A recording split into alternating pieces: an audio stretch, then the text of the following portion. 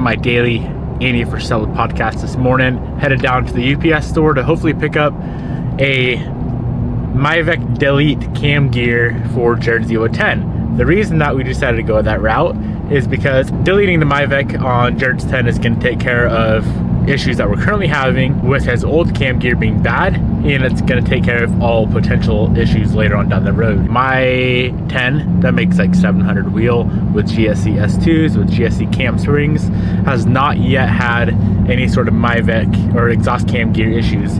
That's not to say that it won't in the future. So it's about 300 bucks. My boys over at Exigent Solutions had one in stock.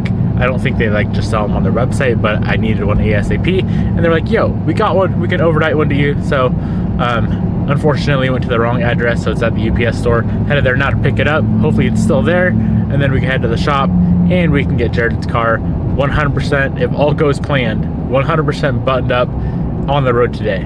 We have everything else for it. The brake rotors are back from getting turned. All the good stuff is here. So we really just need to get this gosh damn cam gear in, and hopefully our issues fixed. I'll be excited. We got a package. Hopefully it's it. Magnus 4B11 adjustable exhaust cam gear, Mavic Delete. Just what we needed. All right, we have the Mavic Delete. We still use the factory OEM sprocket. And then we have the oil control solenoid that we are also deleting. All new hardware. Beautiful. Let's get started, boys. If we run into more issues with this car, I'll probably just push off a cliff. Kidding. Maybe not. Really not that big of a deal. I don't know why I'm being a little baby about it, but yeah, let's get to work. First thing I'm gonna get working on is getting all the gasket surfaces cleaned up on the engine, and we also have to clean up the pan and the timing cover gasket surfaces, and then we can go ahead and get that new cam gear assembled, get it on the car, and get everything re-sealed back up. Never fun doing a timing cover with the engine in. It's doable, but it ain't fun.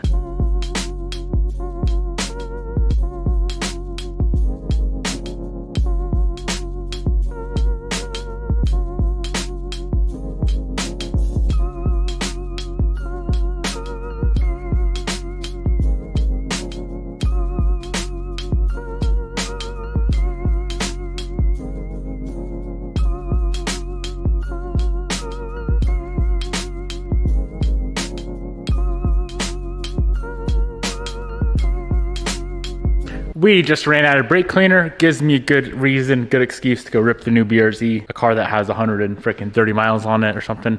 Yeah, I never drive it, so to O'Reilly's we go.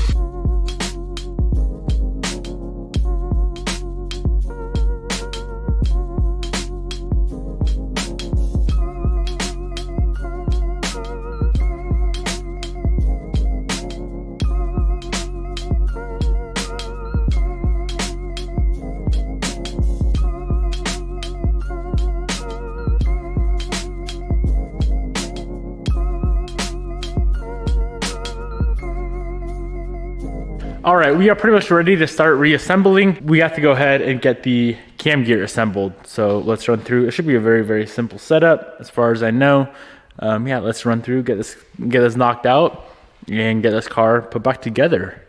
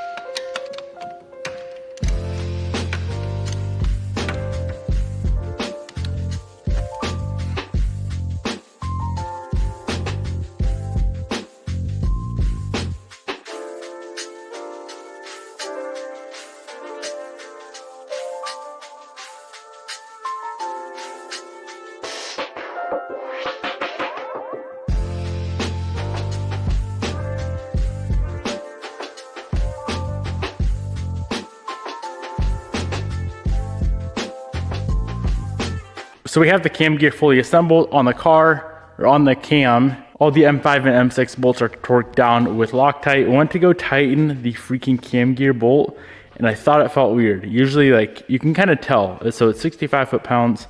You can kind of tell like how that's gonna feel on torque wrench. The first time around, felt sus. Took the bolt back out, looked at it, looked fine. Second time around, felt really sus. Like I knew it was about to snap, so I backed it out. And sure as shit, look at this thing. It's literally about to snap. Thank God it didn't break off in the cam. So I'm gonna go grab a new cam gear bolt and we can get that thing torqued down 65 foot-pounds. That's sus.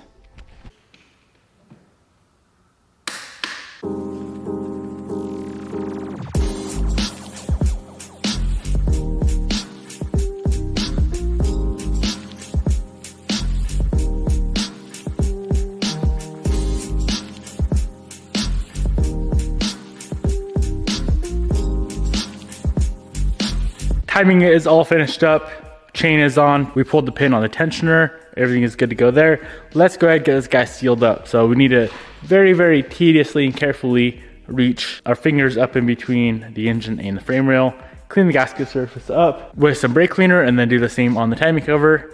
Timing cover is the hard part. Oil pan's easy. So let's get that knocked out. Get this engine fully resealed. And then I'll probably let the sealant dry.